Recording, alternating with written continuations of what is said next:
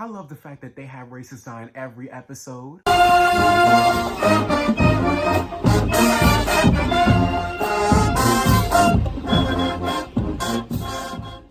Hey y'all, it's Deuce, and welcome back to the channel. We're on to today's Aftershow series, which is where after the show we talk about it. We're talking about Lovecraft Country, Season 1, Episode 3, Holy Ghost. And where is Scooby-Doo and the gang when you need them? Well, actually, I should even say that because while she was haunted, she took care of it. But that priestess is still dead, I'm pretty sure. But before we get into it, y'all should definitely follow me on Twitter. The link, the information will be at the end. And check out my other after shows or other content. I do stuff like an outlet where I put you on a Black web series. And I do poetry occasionally. And I do review other stuff too. So anyway, without further ado, let's talk about today's episode. So this episode really tripped me out. And first of all, I want to apologize for not having an episode out last week. I was trying to work out the microphone issues that I've been having. And I also just didn't have the time because of my work schedule. But I should have this out for y'all this week.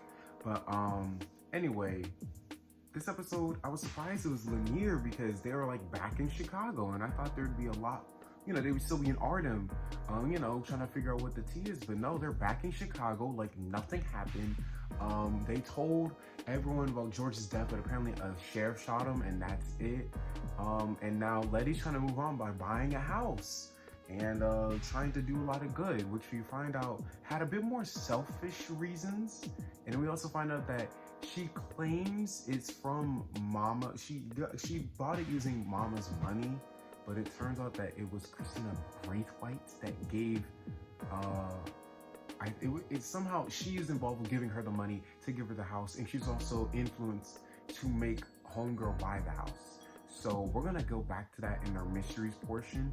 But I think it's funny actually, because now that I think about it, I had like a lot of questions for episode 1, and almost all of them got resolved in episode 2. Like episode 2 really felt like a season finale. So this feels like season 2 already,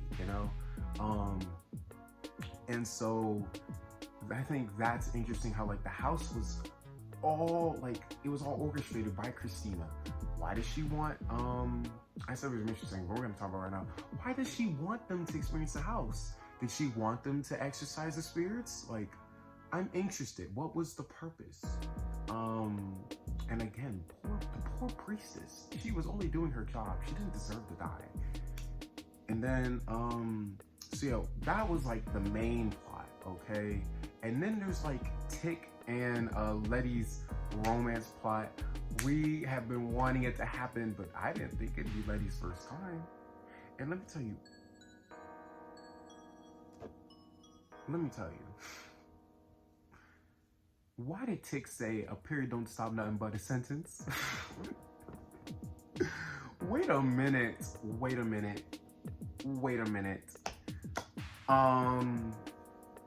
But yeah, I'm glad that they're developing it. And then like, he's really there to support her, because when she said, I think I'm going crazy, I saw stuff in the basement, he went and investigated. He went and like tried to do like the, what's it called? Like the detective work, trying to put things together, and he stood by her when they did the exorcism. Like, look at him.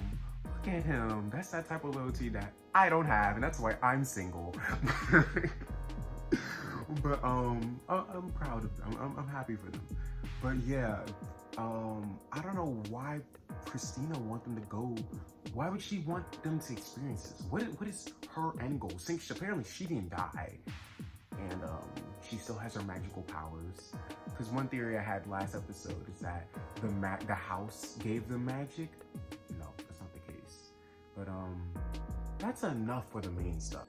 So I want to talk about some smaller things. Like, for example, we get to see Letty and Ruby's relationship develop much further, because like I said, like she claimed that she got the money from Mama, and she had it this entire time, and she didn't tell anyone about it because she thought that would hurt Ruby or her brother. And Ruby's like, we could have used that money. You've been hogging it this entire time. You're so selfish. Which sucks, because they were really going well, living in this house together, housing everybody that needed the help in the north side, mind you. North side of Chicago? It sounds quite interesting. But yeah, I was like, wait a minute. So yeah, she thought it was all altruistic, but that wasn't the case. But also, despite all this, actually, no, this is before that. So Letty also had a moment. She always has a moment every episode, because Letty, first lyric in Savage by Megan Thee Stallion. I'll let y'all figure it out. Anyway, when them freaking white people, like I said, they're in a very white area and they were protesting it by having them car alarms. She apparently was using baseball bats and breaking it. Not apparently, I saw it with my 2 eyes. And she was knocking things down. And let me say, the music choice was fantastic.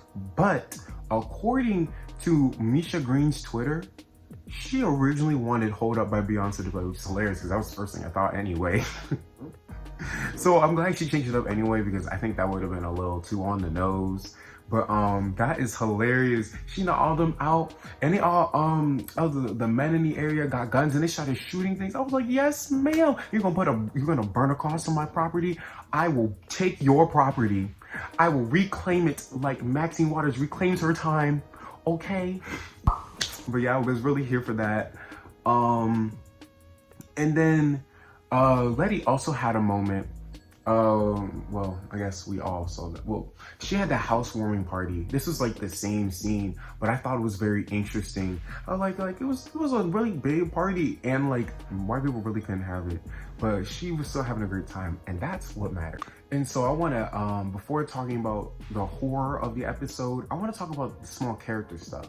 So it was heavily implied that Pops isn't really Pops. Uncle George may have been Tick's real father. And I think that really is important because that shapes a lot of things. First of all, Uncle George is very, very reluctant, and it really, not even reluctant, like he really is against telling everybody the truth, because he's like, it doesn't make any sense. Like, why would I even put them through that? I think it's because there's a lot going on there, and since he's out of the equation physically and emotionally, like you want to get that out. But one person that you can't get it out of is Miss Hippolyta. Okay, she spilled some coffee on one of his favorite books, Dracula, and I thought she was losing her mind. She was really going crazy, tearing up them pages, and she's really grieving. Apparently it's been 3 weeks. 3 long weeks since they've returned from Artem, and that means it's 3 weeks since she's had to deal with the fact that her husband is dead. But she is also she's interrogating Montrose, and she's like, something's not adding up. And he's like, well, if you don't believe that he got shot by the cop, what do you believe? She's like, I don't know, but she's on to something, and I don't know where that plot line is gonna go, but I'm really interested for that. And then that was also taking a toll on Dee, because while Uncle George, she was messing with the Ouija board, which I don't know why, her black self and her black friends. And apparently one of the black friends was Emmett Till. I didn't need to know that, guys. I didn't need to know that. Uncle George was talking to her through the dead, saying that like he is dead. I don't know why. That's not really funny. I thought he was gonna give her some advice or something, or some help, like, oh, watch out for the magical white people, but none of the sort happened. So I'm not too sure what the tea is. But yeah, small character stuff that's been happening, and I'm interested to see where that goes with everyone. So we'll see next week. And I'm gonna end it off talking about the mysteries of this episode. Mysteries in a horror. So this was like a haunted house horror themed episode, which makes me think, are we gonna have different types of horror each episode? Because we had a monster horror episode 1, we had like psychological horror episode 2, we had haunted house / ghost episode 3, so we might have a new one, and I'm really interested to see how this goes. But yeah, they exorcised the horror, the ghost, the demon that killed, the demon, well, he is a demon in real life, but they exorcised the white man that lived with the 8 black people, and he killed them all doing unethical experiments. His name was like Hiram Epstein. I was like, Epstein? Was that on purpose? But like, did you see how, like, she was chanting their names in Creole? I mean, she was chanting in Creole, and then she said she was chanting the names. And I thought that was really cool, because then they started, like reviving while they were taking the white man out. I was like, look at her, breathing life using their names. It's so poetic. Like, this is a really beautiful moment, actually. So I'm interested to see if there's going to be more of like that reclaiming narrative in all these horror themes, you know? Because apparently 3 of the people that were died in the show were actually named after 3 women that died in through horrible gynecology tests. You know, because y'all heard the story about how gynecology was formed by white men unethically testing on Black women. Yeah, so like I said, taking back their legacy, taking back their life. But that's that on this episode. I'm really interested to see how it goes on next week and more, and how they're gonna develop these characters and ideas. But until then, tell me what y'all thought about everything. You know, I would love to have a conversation in the comments below, and I will see y'all next time. I make what you say change.